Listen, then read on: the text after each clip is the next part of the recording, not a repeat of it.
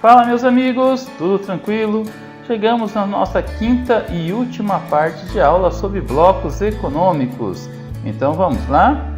Bom, essa aula, blocos econômicos 4, a integração na América Latina. Então nessa aula nós vamos fazer uma breve reflexão sobre os países da América Latina e sua evolução nesses estágios econômicos. Na década de 1960, a América Latina passa a investir em organismos regionais. Começou com a ALAC, Associação Latino-Americana de Livre Comércio, em 1960, e foi substituído pela ALADI, Associação Latino-Americana de Desenvolvimento e Integração, em 1980. A ALADI teve sede em Montevidéu, no Uruguai, formada por Brasil, Argentina, Chile, Paraguai, Uruguai, Peru, Colômbia, Venezuela, Equador e México. O Pacto Andino foi criado pelo Acordo de Cartagena em 1969, constituído por Equador, Bolívia, Peru, Venezuela e Colômbia. E a Unasul, a União das Nações Sul-Americanas, ou das Nações Sul-Américas, formada em 2004, tem como objetivo a integração social, econômica, política, infraestrutural e ambiental entre os países membros da União da América do Sul, dos 13 países que fazem parte da América do Sul. A intenção da Unasul seria substituir o Mercosul. Mas até agora não deu certo. O Mercosul ele vem se consolidando como o bloco econômico mais forte das Américas, aliás, da América Latina, Das Américas é o NAFTA. O Mercosul, ou Mercado Comum do Sul, é criado em 1991, logo depois do fim da Guerra Fria, a partir do Tratado de Assunção, ou seja, é o cone da América do Sul. É composto pelo Brasil, Argentina, Uruguai e Paraguai.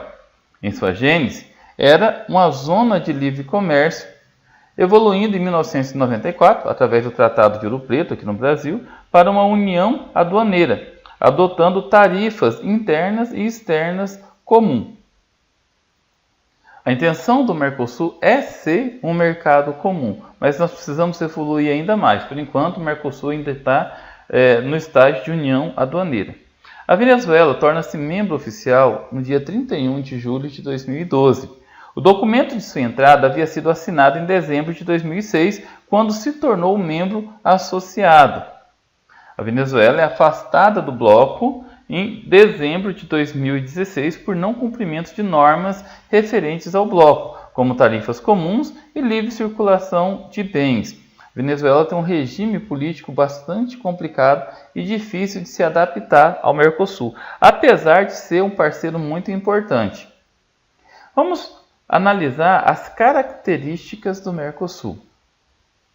A livre circulação de bens, serviços e fatores de produção entre os países do bloco, o estabelecimento de uma tarifa externa comum e a adoção de uma política comercial conjunta em relação a países ou grupo de países, blocos, em fóruns econômicos, internacionais e comerciais, a coordenação de políticas macroeconômicas e setoriais entre os Estados-partes, o compromisso dos Estados-partes, dos países envolvidos, de harmonizar a legislação em áreas pertinentes, a fim de fortalecer o compromisso de integração.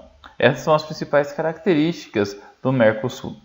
Analisando aqui, pessoal, nós temos Argentina, Brasil, Paraguai, Uruguai e Venezuela. Eu mantive a Venezuela nessa análise feita pelo nosso material.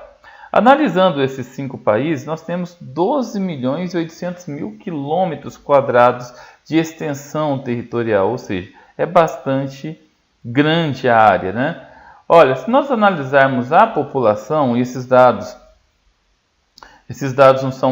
não são tão recentes, Se você observar que o Brasil hoje está próximo de 208 milhões de habitantes. Final de 2017, 207 milhões de habitantes. Então, a população de 285,1 milhões de habitantes. Esses números, pessoal, equivalem a 70% da população da América do Sul. Então, boa parte da população da América do Sul está dentro desses países aqui. E 3 vezes a área da União Europeia. Vocês conseguem imaginar a grandiosidade de riqueza que pode via sair de dentro do Mercosul, se ele subir para um mercado comum, né, que é o terceiro estágio dos blocos econômicos. Continuando as características do Mercosul. O Mercosul tem um PIB de aproximadamente 4,5 trilhões de dólares.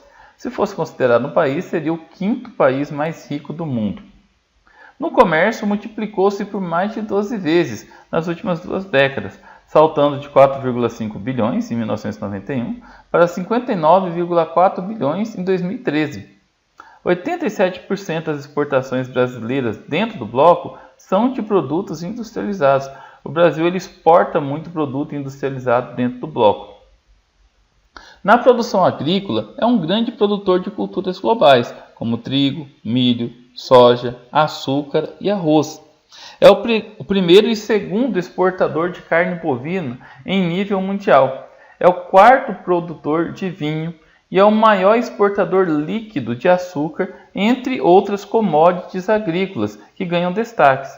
A exemplo também do café, enfim, outras commodities agrícolas. Energia. Detém 19,6% das reservas comprovadas de petróleo a nível mundial e está prestes a aumentar por causa do pré-sal. Aumentou muito a exploração do pré-sal nos últimos anos. 3,1% das reservas de gás natural e 16,1% das reservas de gás recuperáveis, o caso do xisto pirobetuminoso. Agora, vamos entender um pouquinho as dificuldades para o pleno êxito do Mercosul. Bom, eu coloquei aqui só alguns pontos, mas pelos meios de comunicação a gente pode perceber que é muito mais. As crises econômicas dos países partes, como a forte valorização do real em 1999, a crise política da Argentina, 3 presidentes anunciaram, crise política do Paraguai, em 2011 o presidente Fernando Lugo sofreu um processo de impeachment sem direito de defesa, foi até por isso que ele foi afastado do Mercosul. E foi nesse contexto que a Venezuela entrou para o bloco, porque o Paraguai era tinha forte aversão à entrada da Venezuela, e todos os membros precisam estar em consenso, na verdade. Afastamento da Venezuela por não cumprimento de acordos no bloco, a crise econômica atual do Brasil, constantes imposições de barreira aos produtos brasileiros por parte da Argentina, disparidades internas dentro do bloco. Um país tem um desenvolvimento industrial melhor, outro não tem um desenvolvimento industrial tão bom. Então são fatores que acabam dificultando o pleno êxito do bloco. Nessa imagem aqui, nós temos os países que fazem parte do Mercosul, A partir do final de 2016 a Venezuela está fora, tá? E os países associados, o Chile, Equador, Colômbia, Peru, Bolívia e o país observador, que é o México. É isso aí, pessoal. Essa foi a nossa 5ª e última parte dos blocos econômicos. Espero que tenham curtido, que tenham gostado, Boas aulas, bons estudos. Até mais, pessoal.